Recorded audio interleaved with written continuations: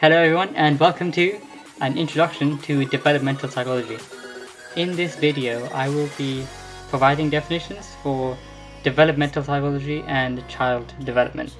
Also we will discuss reasons to study children. Starting things off, developmental psychology can be defined as understanding the changes in the mind and behavior that we experience in life.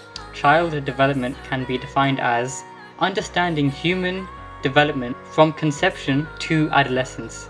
So child development stops at or after adolescence. Developmental psychology keeps going for our entire lives.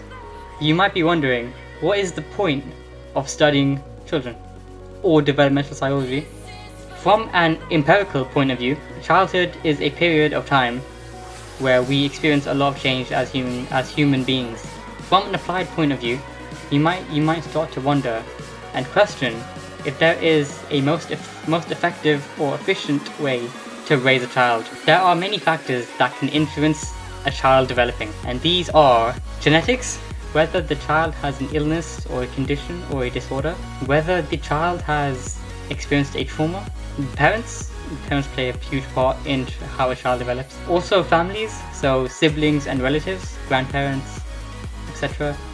School, so teachers and peers that they interact with every day, and just generally their environment. So there are 5 stages of development that are generally listed.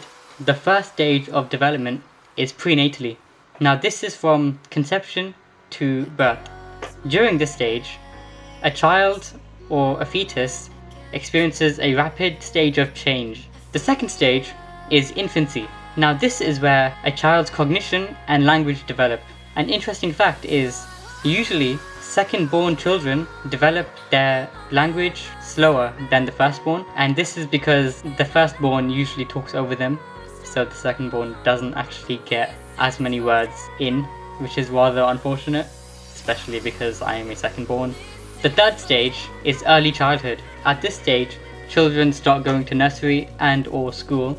Their imagination and their friendships start to develop. The fourth stage is middle childhood. This is when general knowledge starts to develop. The fifth and final stage is adolescence. At adolescence, a teenager's thoughts start to become more abstract and they start to pursue independence. Also, their sexuality develops.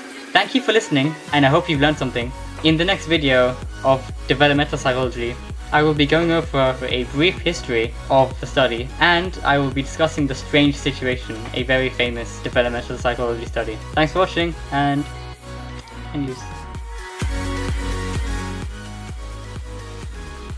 So throughout childhood, we experience a rapid change. Of what?